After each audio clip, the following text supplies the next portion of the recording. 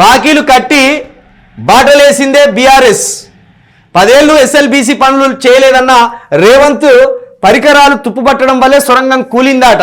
BRS పై నెపం మోపేందుకు CM అపసోపాలు. Contractor సతాయించిన ప్రాజెక్టుపై కేసీఆర్ శ్రద్ధ. సవాళ్లను అధిగమించి 11.48 కిలోమీటర్లు పనులు పూర్తి. ప్రమాదాలు లేకుండానే టన్నెల్లో పనులు ముందుకు. ఎగరలేనోడు పందిరి కూర్సు అన్నాడట. ఎగుర్రా అంటే పందిరి కూర్సు ఉన్నది నేనేం ఎగురుతా అన్నాడట. గట్లనే ఉన్నది ప్రభుత్వం తీరు.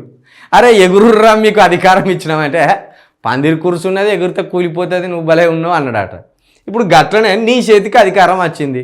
కేసీఆర్ పండబెట్టవచ్చు, మొత్తమే ఇడిచిపెట్టవచ్చు, మొత్తం పట్టించుకోకపోవచ్చు కేసీఆర్ అనుకుందాం. మీరన్న కాడికే అద్దాం. బాకీలు కట్టి బాటలేసింది బీఆర్ఎస్ అని పేపర్ రాసుకొచ్చింది, కానీ కేసీఆర్ ఎస్ఎల్బీసీని అసలు పట్టించుకోలేదు అనుకుందాం. మీరు పట్టించుకుంటారనే కదా మిమ్మల్ని తీసుకొచ్చి కూర్చోబెట్టింది.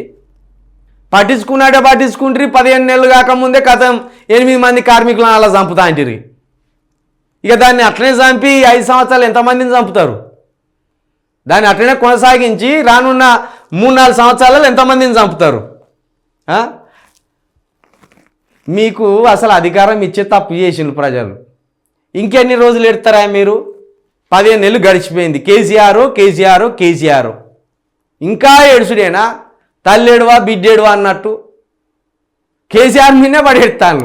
ఇటు బీజేపీ వాళ్ళు కేసీఆర్ మీదనే పడేస్తాను, ఇటు కాంగ్రెస్ వాళ్ళు కేసీఆర్ మీదనే పడేస్తాను.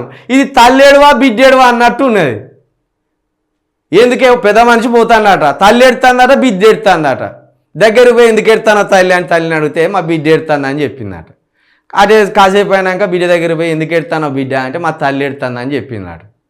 అరే ఎందుకు ఎడతాను చెప్పుర్రే, ఓ పని లేదు పాట లేకుండా ఇద్దరు ఎడతానంటే మా తల్లిని చూసి నేను ఎడతాను, నన్ను చూసి మా తల్లి ఎడతాంది గంతే. ఇప్పుడు బీజేపీను కాంగ్రెస్ ముచ్చట కూడా గట్టే ఉన్నది. ఎందుకు ఎడతానరా మీరంటే కేసీఆర్, ఎందుకు ఎడతానంటే కేసీఆర్ అన్నట్టు. ఏడుగురి ఇంకో 3 సంవత్సరాలు ఏడ్చినాక శాశ్వతమైన ఏడిపే మిగులుతుంది ఇక మీకు. అప్పుడు ఓటర్లు ఏం చెప్తారంటే ఈ సన్యాసులకు మనం అధికారం ఇస్తే పని చేయకుండా ఎప్పుడు కేసీఆర్ అని ఎడతాన్లు. వీళ్ళకి అధికారం ఇచ్చిందే కేసీఆర్ తప్పుల్ని సరి చేయడానికి, కేసీఆర్ చేయని పనులను మీరు చేయడానికి ఇచ్చిండ్రు.